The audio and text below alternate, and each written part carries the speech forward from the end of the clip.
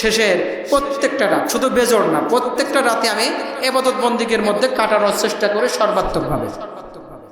কারণ ওই যে একটা বিতর্ক আছে যে যদি সৌদি আরবের সাথে আপনি মিল করে রোজা রাখেন তাহলে পরে আপনার একদিন আগে হচ্ছে, আর যদি সৌদি আরবের সাথে মিল না করে আমরা যে সিস্টেমে রাখি তাহলে পরে একদিন পরে হচ্ছে।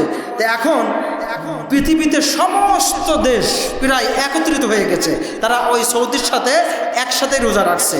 এখন শুধুমাত্র বাংলাদেশ, ভারত আর পাকিস্তান এই তিনটা দেশ একটু তেড়ানো হয়ে আছে। তবে ওআইসি প্রস্তাব দিয়েছে যে আপনারা আলেমুলামার এক জায়গায় বসে দেখেন সিদ্ধান্ত আপনারা নিতে পারেন কিনা যে একই সাথে একই দিন রোজা রাখা এবং একই দিন ঈদ পালন করা যায় কিনা। ইন্না আনজালনাহু ফি লাইলাতিল কদর, আমি নিশ্চয় এই কোরআনকে অবতীর্ণ করেছি কদরের রজনীতে। সুবহানাল্লাহ বলুন। এখন কথা হলো কদরের রজনীটা কি আমরা একটু জানার চেষ্টা করি। আল্লাহ নিজেই আবার তার হাবিবকে জিজ্ঞাসা করছেন, ওয়ামা আদরাকা মা লাইলাতুল কদর, আপনি কি জানেন লাইলাতুল কদরটা কি? কে জিজ্ঞাসা করছেন? কাকে জিজ্ঞাসা করছেন? মুহাম্মদ সাল্লাল্লাহু আলাইহি সাল্লামকে জিজ্ঞাসা করছেন, আপনি কি জানেন সেই লাইলাতুল কদরটা কি? এবার আবার আল্লাহ রাব্বুল আলামিন তার হাবিবকে নিজেই প্রশ্ন করে আবার নিজেই উত্তর দিয়েছেন। আল্লাহ রাসূলকে আল্লাহ নিজে বলছেন, লাইলাতুল কদরি খায়রুম মিন আলফি শাহর। লাইলাতুল কদরের রাতটা হলো 1000 মাসের থেকে উত্তম। সুবহানাল্লাহ। কয় মাস? 1000 মাসের থেকে উত্তম লাইলাতুল কদরের একটা রজনী। 1000 মাসকে আপনি এখন যদি বছরে গণনা করেন তাহলে 82 বছরের বেশি হচ্ছে। কত বছরের? একটা রাত যদি আমরা জেগে ইবাদতের মাধ্যমে পেয়ে যাই তাহলে আমরা কত বছর ইবাদত করার সমান সওয়াব পাবো? 82 বছর। কত বছর? দেখেন 82 বছরের কথা বলছে, কিন্তু আল্লাহ কিন্তু লিমিটেশন দিয়ে দেয় না। আল্লাহ বলছেন লাইলাতুল কদরি খায়রুম মিন আলফি শাহর, অর্থাৎ 1000 মাসের থেকে উত্তম। তার মানে কত মাস এখানে কিন্তু আর নির্ধারণ করে দেয় না। আল্লাহ বলছে 1000 মাস, মানে 1000 মাসের নিচে আসবে না। কিসের নিচে আসবে না?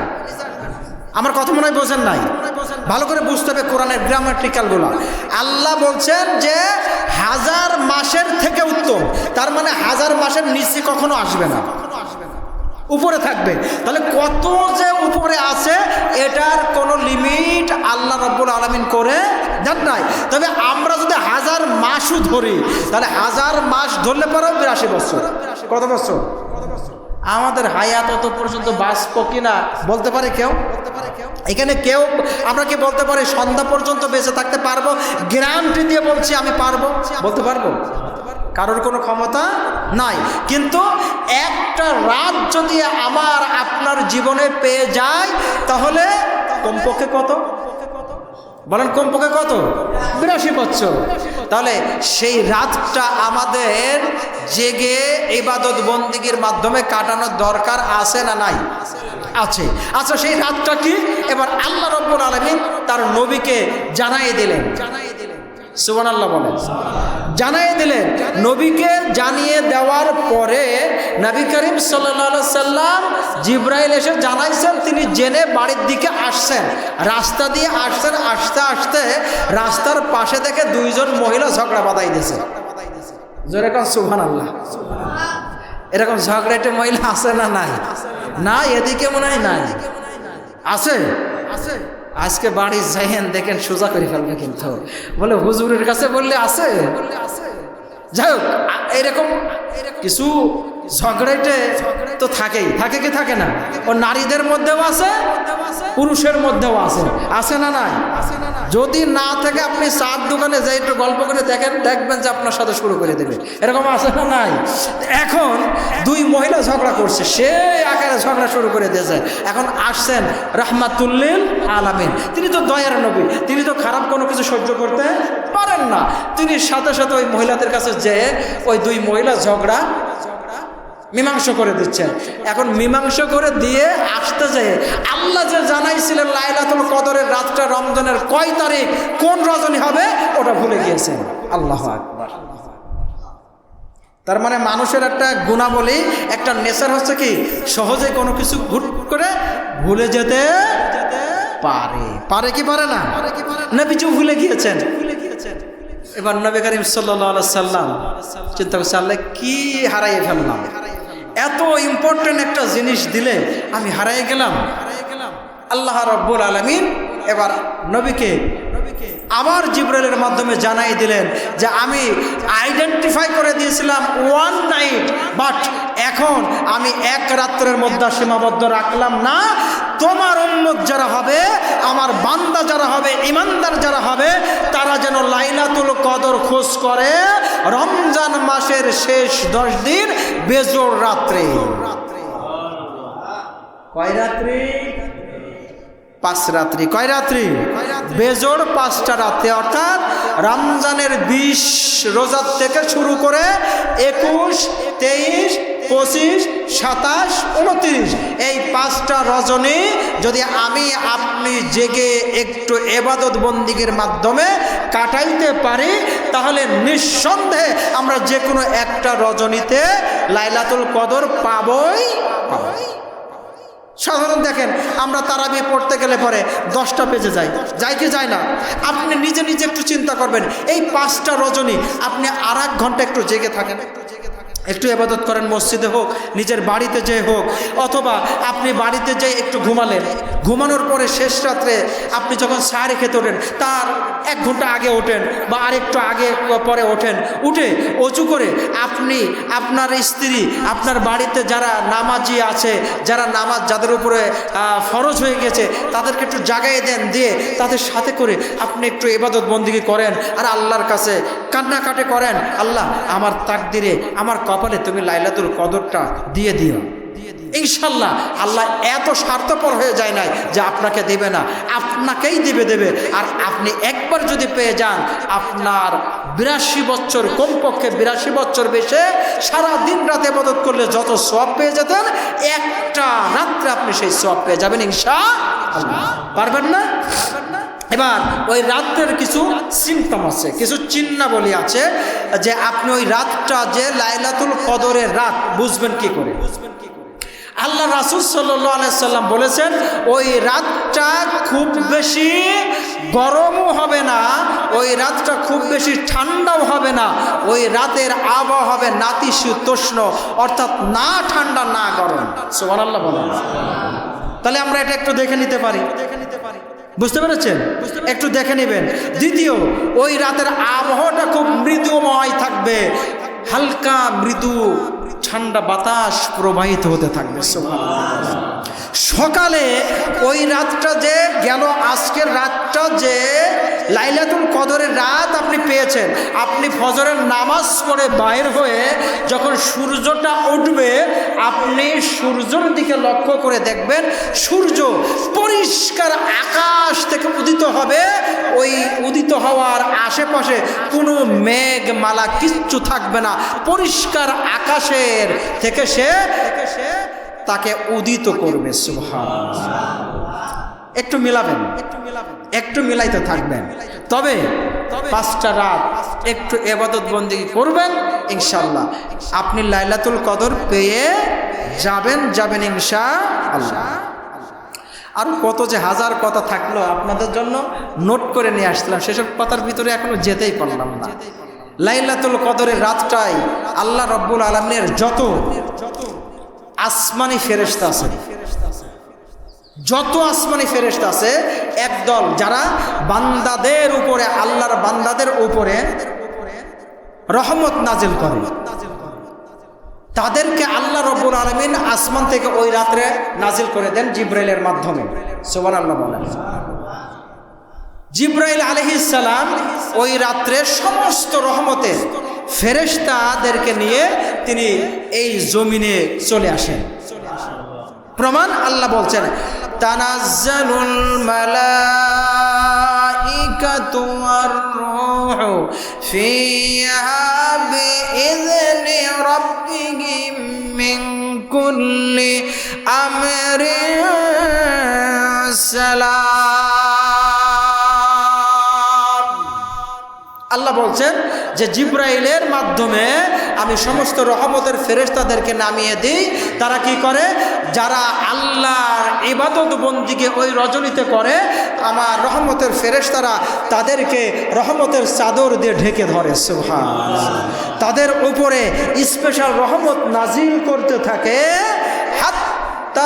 মাতলাইল ফজর, যতক্ষণ না ফজর হয় ততক্ষণ পর্যন্ত আমার রহমতের ফেরেশতারা জিবরাইল সহ আমার ওই বান্দা বান্দীদের উপরে রহমত নাজিল করতেই থাকে। সুবহানাল্লাহ। এরপরে যখন ফজরের সময় হয়ে যায়, তাদের নাম ঠিকানা সহ আল্লাহ রাব্বুল আলামিনের ফেরেশতা জিবরাইল এবং তার সঙ্গীদেরকে নিয়ে আল্লাহর দপ্তরে যে আমার আপনার নামটা আল্লাহর দপ্তরে নেককার বান্দা বান্দীদের নামের তালিকাভুক্ত করে দেন। সুবহানাল্লাহ। প্রিয় ভাইয়ের আমার, এই জন্য অনুরোধ করব আপনারা একটু চেষ্টা করবেন। শেষ দশকের আমি যেটা করি আমি আপনাদের সেটা বলছি। আমি যেটা করি, আমি ওই 20-এর রাত যেদিন আসে ওই দিন থেকে শুরু করি শেষের প্রত্যেকটা রাত, শুধু বেজোড় না, প্রত্যেকটা রাতে আমি ইবাদত বন্দেগীর মধ্যে কাটানোর চেষ্টা করি সর্বাত্মকভাবে। কারণ ওই যে একটা বিতর্ক আছে যে যদি সৌদি আরবের সাথে আপনি মিল করে রোজা রাখেন তাহলে পরে আপনার একদিন আগে হচ্ছে, আর যদি সৌদি আরবের সাথে মিল না করে আমরা যে সিস্টেমে রাখি তাহলে পরে একদিন পরে হচ্ছে। তো এখন পৃথিবীতে সমস্ত দেশ প্রায় একত্রিত হয়ে গেছে, তারা ওই সৌদির সাথে একসাথে রোজা রাখছে। এখন শুধুমাত্র বাংলাদেশ, ভারত আর পাকিস্তান এই 3টা দেশ একটু তেড়ামো হয়ে আছে। তবে ওআইসি প্রস্তাব দিয়েছে যে আপনারা আলেম ওলামার এক জায়গায় বসে দেখেন সিদ্ধান্ত আপনারা নিতে পারেন কিনা যে একই সাথে একই দিন রোজা রাখা এবং একই দিন ঈদ পালন করা যায় কিনা। তো যদি সেটা হয় তাহলে পরে আমরা যদি ওই 20-এর রাতের থেকে শুরু করি তাহলে আমাদের আর কোনো চিন্তাই থাকছে না যে যেদিন মিল করে রাখুক আমরা কনফার্ম লাইলাতুল কদর পেয়ে যাবেন ইনশাআল্লাহ। কথা কি বোঝেন না ভাই? পৃথিবীতে কয়দিন বাঁচবো বলা যায় না, বুঝতে পারছেন? এখানে লাইলাতুল আর একটা সুন্দর মেসেজ দিয়েছে যে কয় রাকাত নামাজ পড়ব। লাইলাতুল কদরের রাত্রে আপনারা কয় রাকাত নামাজ পড়বেন? বা এমন প্রশ্ন হয় যে কদরের নামাজ কয় রাকাত? এমন অনেকেই করে কি করে না? খুব ভালো করে শুনবেন আপনারা, অন্ততপক্ষে আজকে আমাকে নিয়ে একটু কথা বলার সুযোগ পেয়ে যাবেন এই ফতোয়া শোনার পরে। লাইলাতুল কদরের নামাজ বলে কোনো নামাজের নামকরণ করা হয় নাই।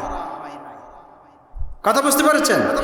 আপনি যেমন নফল নামাজ পড়েন 2 রাকাত করে, এইভাবে আপনার ক্যাপাসিটি অনুযায়ী আপনি যতটুকু পারবেন আপনি সেইভাবে আদায় করবেন। তবে আপনি রাকাত গুনতে যাবেন না। আমি কিন্তু এতে পূর্বে আপনাদের বলেছি, রমজানের প্রথম জুমাতেই বলেছি, আমরা কিন্তু নামাজের খালি রাকাত গুনি, কে কয় রাকাত পড়তে পারে।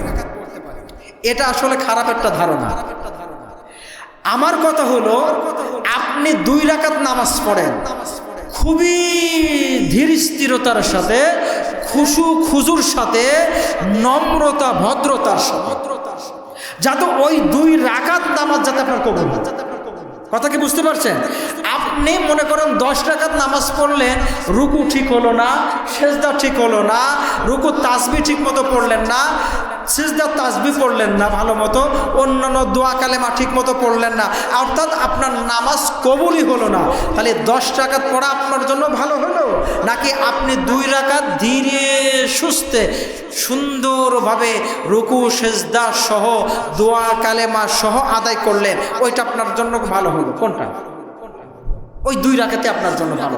তা আপনি এইভাবে ধীর স্থিরতার সাথে যতটুকু পারেন 2 রাকাত হোক, 10 রাকাত হোক, 20 রাকাত হোক, 8 রাকাত হোক, 12 রাকাত হোক, 16 রাকাত হোক, যত পারেন আপনি রাতটা জাগরিত হতে থাকেন। সবচাইতে ভালো আপনি কিছু নফল নামাজ পড়বেন আর বেশি বেশি কোরআন তেলাওয়াত করবেন। কি তেলাওয়াত করবেন বলেন? কারণ আল্লাহ রাসূল সাল্লাল্লাহু আলাইহি সাল্লামের একটা হাদিস আছে, একজন আল্লাহর বান্দা যখন কোরআন তেলাওয়াত শুরু করে দেয় তখন সে আল্লাহ রব্বুল আলামিনের সাথে ডিরেক্টলি কথা বলা শুরু করে দেয়। কার সাথে কথা বলা শুরু করে বলেন? আল্লাহর সাথে। তা আল্লাহর সাথে আপনি যখন কথা বলা শুরু করে দেন, আল্লাহ আপনার উপরে কতটা খুশি হয় আপনি বুঝতে পারছেন? কোরআন তেলাওয়াত করবেন বেশি বেশি। আর যারা কোরআন তেলাওয়াত করতে জানেন না তারা একটু সিদ্ধান্ত নেন কোরআন তেলাওয়াত করা শেখেন। দ্বিতীয়, জানেন না যারা অন্তত পক্ষে কিছু তাসবিহ তাহলিল পড়তে থাকবেন। সুবহানাল্লাহ বলেন, আলহামদুলিল্লাহ, লা ইলাহা ইল্লাল্লাহ, ওয়াল্লাহু আকবার, এই তাসবিহটা পাঠ করেন। সুবহানাল্লাহি ওয়া বিহামদিহি, বলেন সুবহানাল্লাহি ওয়া বিহামদিহি ওয়া সুবহানাল্লাহিল আযীম, এটা পড়তে থাকেন। এরপরে সুবহানাল্লাহি ওয়া বিহামদিহি আদাদা খালকিহি ওয়া রিদা নাফসিহি ওয়া জিনাতা আরশিহি ওয়া মিদাদা কালিমাতিহি, এটা পড়তে থাকেন। এছাড়া অন্ততপক্ষে সূরা ইখলাস তো পারেন কি পারেন না? সূরা ইখলাস, সূরা নাস, সূরা ফালাক, সূরা কাউসার, ছোট্ট একটা সূরা, এই যে সমস্ত সূরাগুলো জানেন ওইগুলো একটু বারবার পড়তে থাকবেন। আপনার উদ্দেশ্য থাকবে কি যে আপনি কার সাথে কথা বলছেন? আল্লাহর সাথে কথা বলছেন। আপনার যদি এই উদ্দেশ্য থাকে আর আপনি যদি ওইগুলো পড়তে থাকেন আর মনে মনে সিদ্ধান্ত নেবেন, আল্লাহ গো আমি যেন এই কোরআনটা শিখতে পারি, যাতে আমি বেশি করে তোমার সাথে কথোপকথন করতে পারি, তোমার সাথে আমি কথা বলতে পারি, ইনশাল্লাহ দেখবেন আল্লাহ যদি কবুল করে নেয় ভাই আপনি শিখে ফেলতে পারবেন ইনশাআল্লাহ। আল্লাহর রহমত, আল্লাহর দয়া ছাড়া কখনোই কোরআনের জ্ঞান অর্জন করা সম্ভব নয়।